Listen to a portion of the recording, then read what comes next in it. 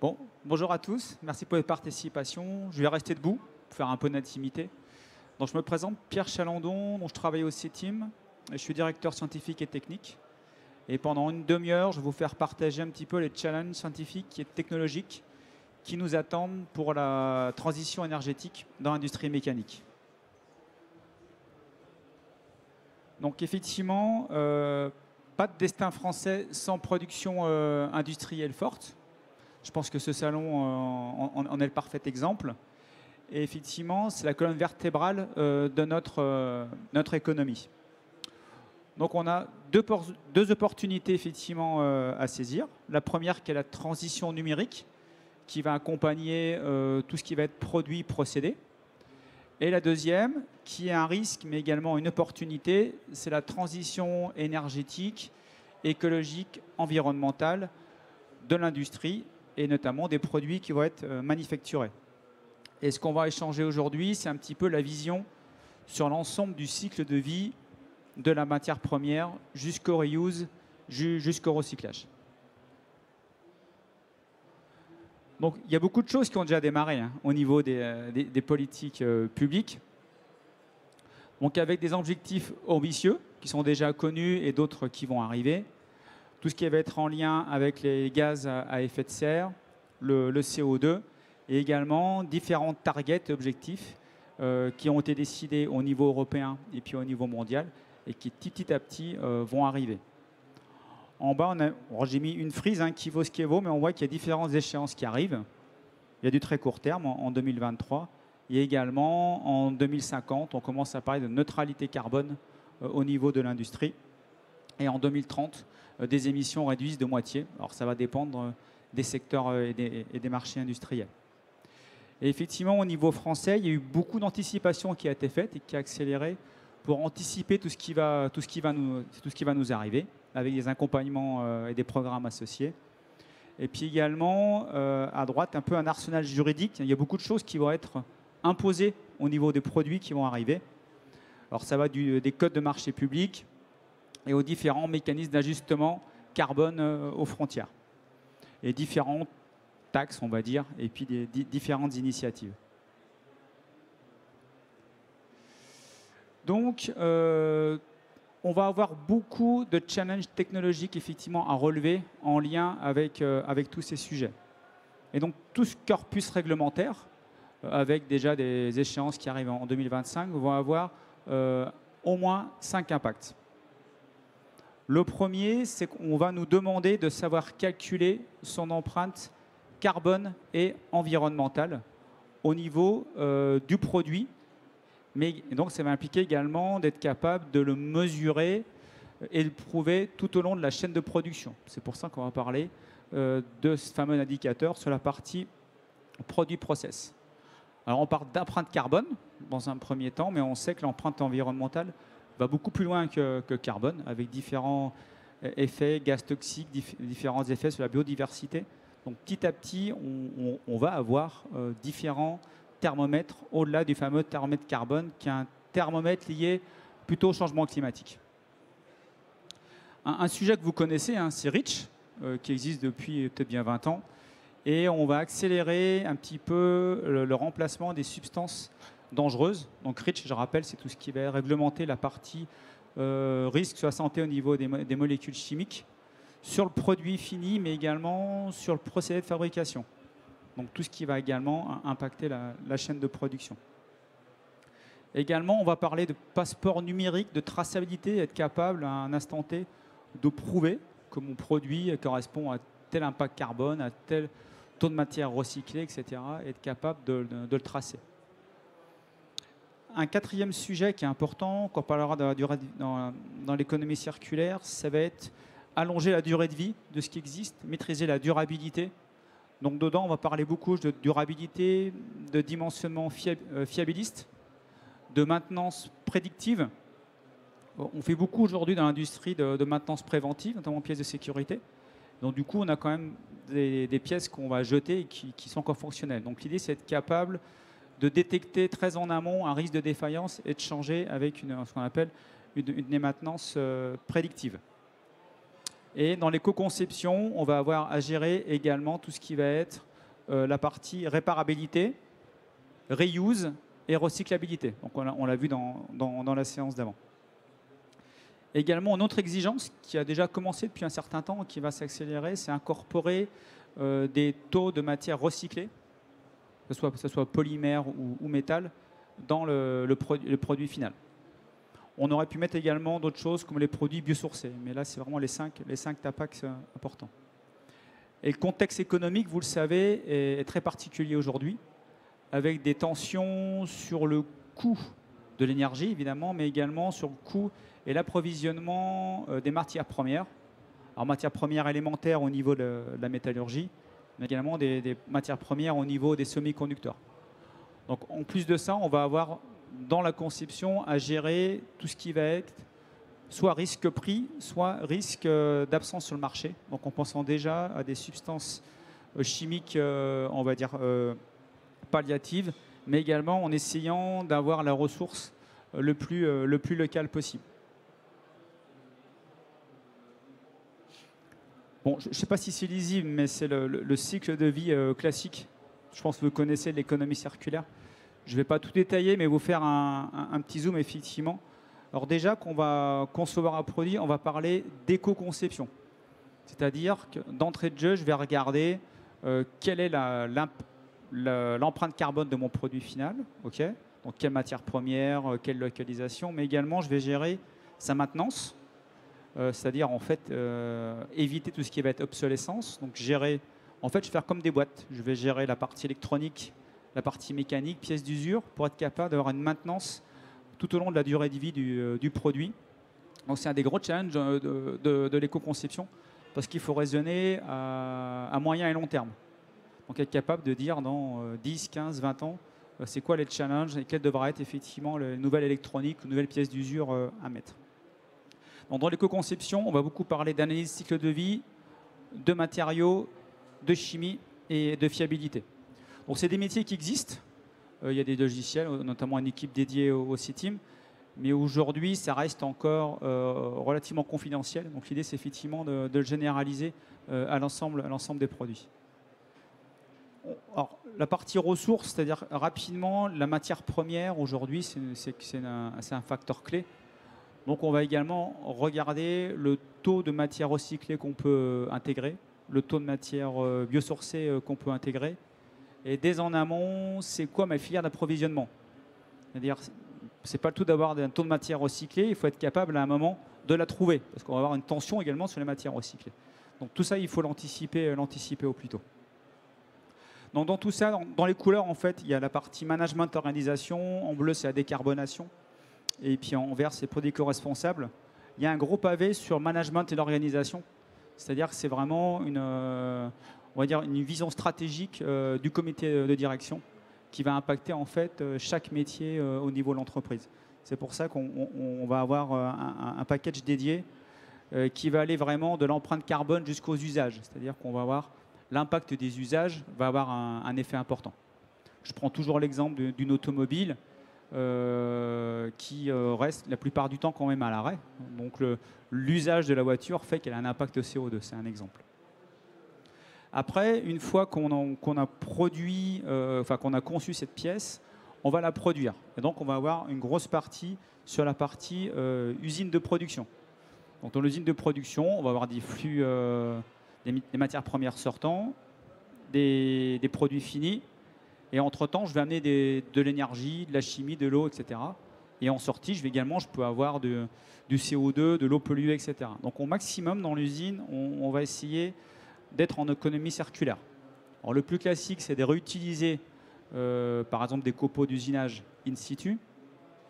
C'est pas si simple, parce que ça impose de les dépolluer, de les réintégrer, etc., avec le bon mixte. Mais également, on va commencer à raisonner énergie, par exemple l'énergie calorifique, c'est-à-dire comment je réutilise l'énergie calorifique perdue dans l'usine, dans mon procédé.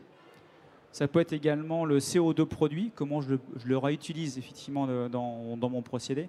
Donc on va être dans l'économie circulaire du procédé. On va également regarder l'intérêt de mettre de l'électrification, par exemple plutôt que de l'hydraulique dans ma ligne, et également de mettre le bon niveau de certification de la ligne de production ce qu'on appelle, j'aime pas trop le mot, mais ce qu'on va appeler effectivement low-tech. Évidemment, il y a la partie bâtiment sur laquelle je ne vais pas parler. Après, une fois que le produit est manufacturé, il y a toute la partie distribution, comment mon produit va chez les clients.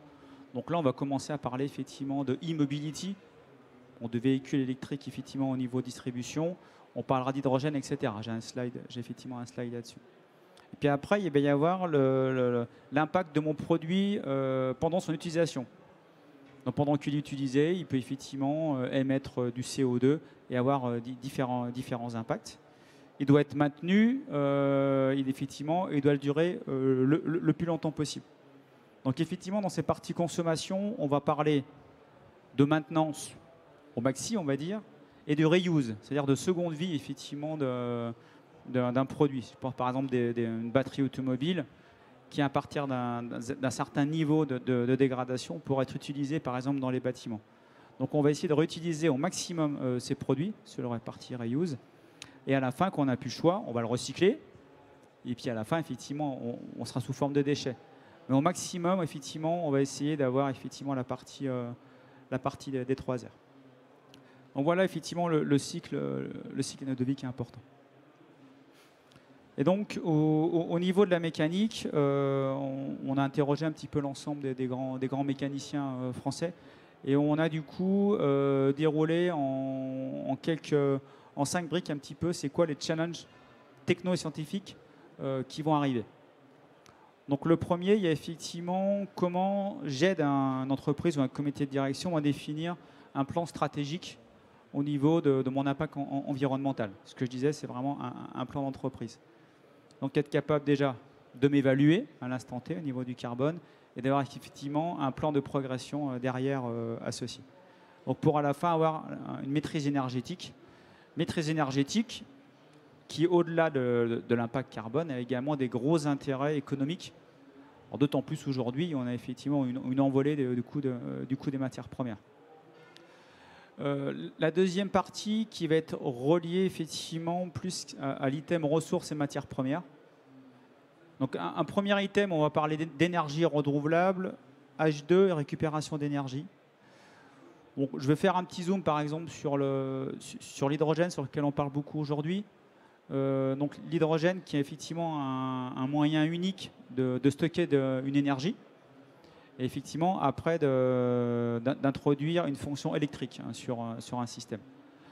Donc effectivement aujourd'hui il y a beaucoup de travaux qui sont en cours sur comment effectivement transporter, distribuer et après d'avoir une mobilité liée à l'hydrogène. Donc au niveau de transport léger ou terrestre, on part plutôt sur l'hydrogène gazeux et donc à forte pression parce que l'hydrogène est une petite molécule. Donc si on veut stocker 1 kg d'hydrogène, il faut 11 mètres cubes à pression atmosphérique et 25 litres à 700 bars. D'où l'enjeu effectivement d'être capable de stocker à 700 bars pour derrière alimenter soit une pile à combustible et un moteur électrique, soit un moteur à hydrogène. Et puis la deuxième grand projet, c'est la partie hydrogène liquide, où là, si je m'amuse à être à 20 Kelvin, je vais pouvoir stocker encore 2 fois plus d'énergie calorifique à isovolume. Et là, ça impose effectivement à quasi pression atmosphérique de gérer 20 degrés Kelvin. C'est plutôt pour la mobilité lourde, aéronautique, éventuellement truck ou la partie maritime. Donc il y a des gros projets qui sont en cours, une qui est portée par CETI, l'ensemble d'industrie mécanique, et beaucoup de défis au niveau de la mécanique, parce qu'on a beaucoup de pompes, de vannes, etc., et de stockage donc dans des domaines inconnus. Inconnus, c'est connu pour l'aérospatial, mais 20 Kelvin, on commence effectivement à toucher des domaines vraiment différents de l'azote liquide. Donc effectivement, et après il y a la partie récupération d'énergie. C'est par exemple de récupération, je parlais d'énergie cinétique, par exemple si j'ai une presse, et récupération d'énergie thermique principalement, ce qu'on appelle la chaleur fatale. Je ne sais pas si vous connaissez. Un deuxième grand domaine, c'est la partie biomatériaux, c'est-à-dire matériaux faits à partir de matières non pétrole, soit pour faire des bioplastiques, mais également pour faire des biolubrifiants. Donc il y a beaucoup d'impact, parce que c'est des matériaux qui vont intégrer des comportements différents, notamment à la corrosion, à la durabilité des matériaux, par exemple. C'est des matériaux également qu'on va mélanger à des matériaux pétro-sourcés, donc on aura une certaine loi des mélanges. Et également, c'est des matériaux avec un impact carbone qui n'est pas neutre. Donc chaque fois, le biomatériau n'est pas forcément la solution à tout. Troisième gros item, c'est effectivement l'impact environnemental des matériaux. Alors être capable de la matière première jusqu'au déchet, jusqu'à la consommation. C'est quoi l'impact du matériau au niveau carbone, mais également ce qui arrive, c'est au niveau impact environnemental. Je crois qu'il y a 16 critères qui ont été définis par la Commission européenne qui vont de effectivement la biodiversité, algues vertes, etc. Le carbone étant qu'une empreinte sur la partie climat. Alors j'en ai parlé, il y a REACH, avec beaucoup de molécules chimiques. Il y a plusieurs milliers de molécules chimiques, avec des solutions de substitution qui ne sont pas triviales. Hein. On sait très bien qu'aujourd'hui, le chrome électrolytique, on n'a pas trouvé encore la solution qui le remplace. Donc souvent, on le remplace par plusieurs solutions. Donc il y a beaucoup de sujets scientifiques et techniques qui sont en lien avec le remplacement de ces matériaux et qui s'est accéléré avec la rareté et la difficulté de trouver des matériaux. Je prends un exemple sur le nickel, hein, qui est beaucoup utilisé dans les matériaux acier inoxydable. Et on commence à regarder d'autres solutions gammagènes que le nickel pour être capable de gérer ces matériaux. Donc c'est une grosse partie de la troupe. Si on parle du plomb, c'est comme le plomb est pas mal utilisé pour tous les aciers et puis les laitons de décolletage. Donc la suppression du plomb est tout sauf anodine.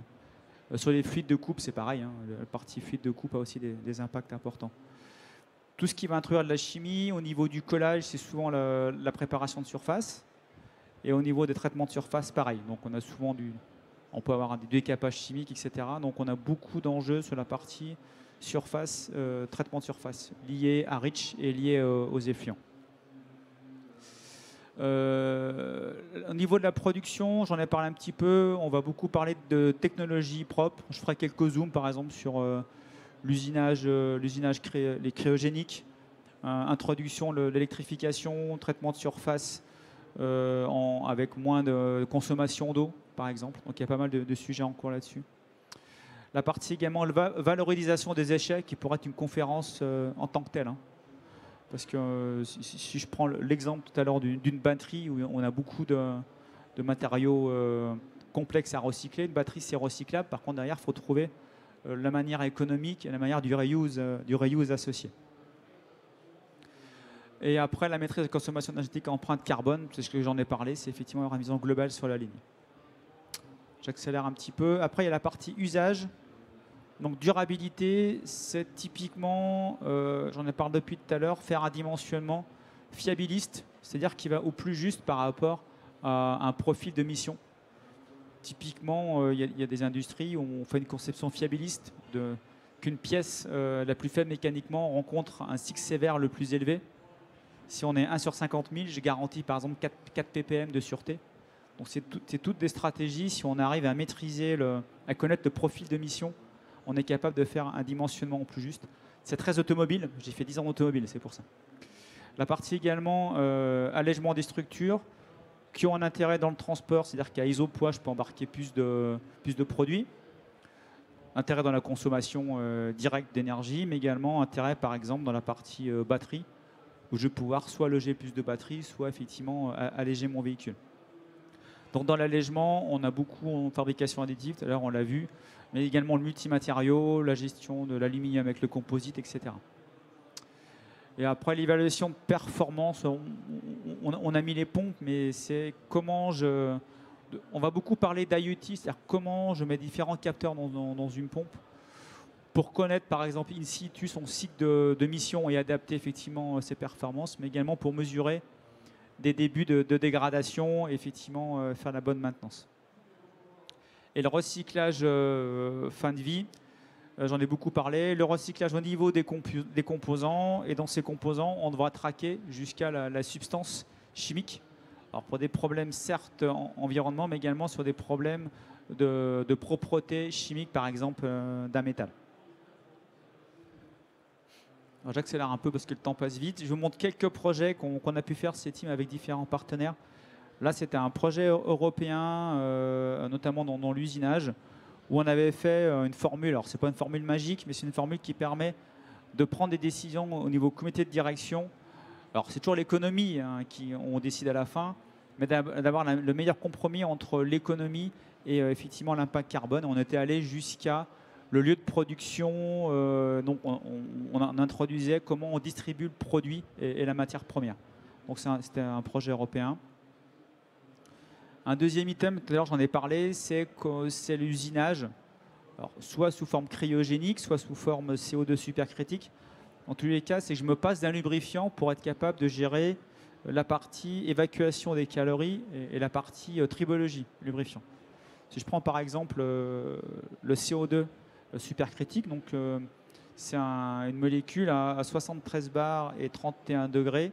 On a un état, ce qu'on appelle le quatrième état de la matière, supercritique, qui est entre le liquide et le gaz. On a des propriétés, on va dire, atypiques, qui permettent d'améliorer le refroidissement, mais également la lubrification avec des nanogouttelettes, etc.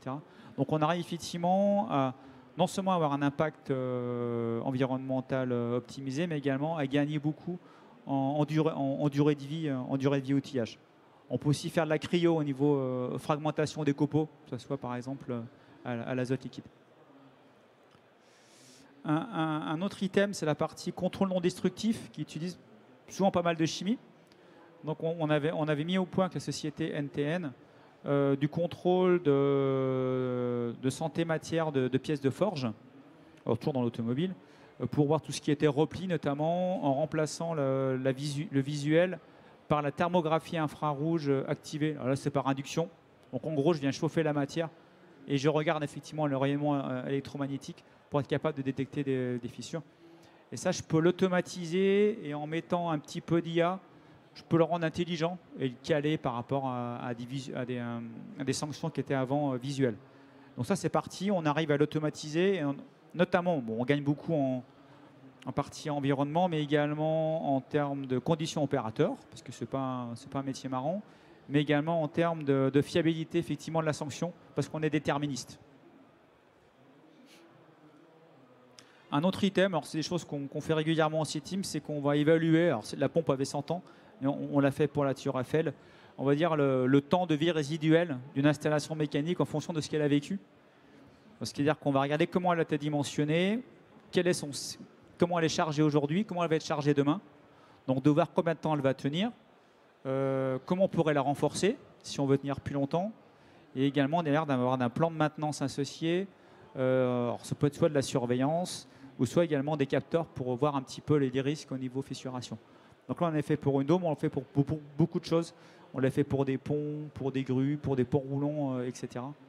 Le gros intérêt, alors c'est beaucoup de passe calcul quand même, hein. Donc on va sur place, après on fait une passe calcul et ça permet effectivement d'adapter un chargement qui est souvent différent de l'origine.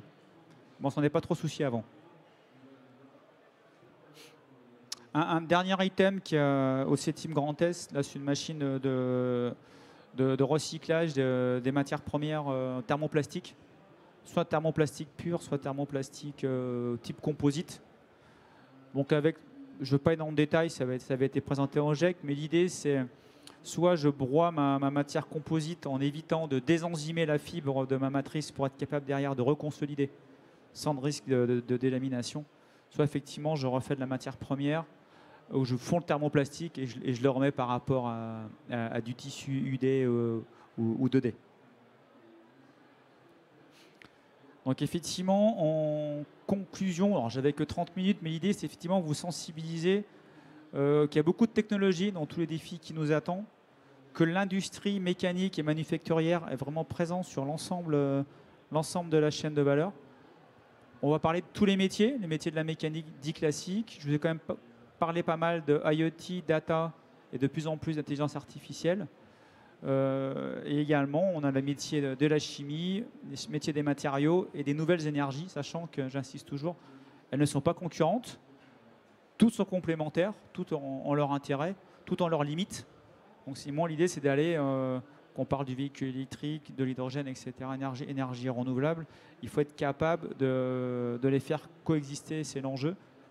Notre difficulté, c'est effectivement d'anticiper tout ce qui va arriver au niveau réglementation Et également, on est dans un marché mondial. Donc, on espère qu'on sera tous aux mêmes contraintes. Rien n'est certain. Voilà. Merci beaucoup.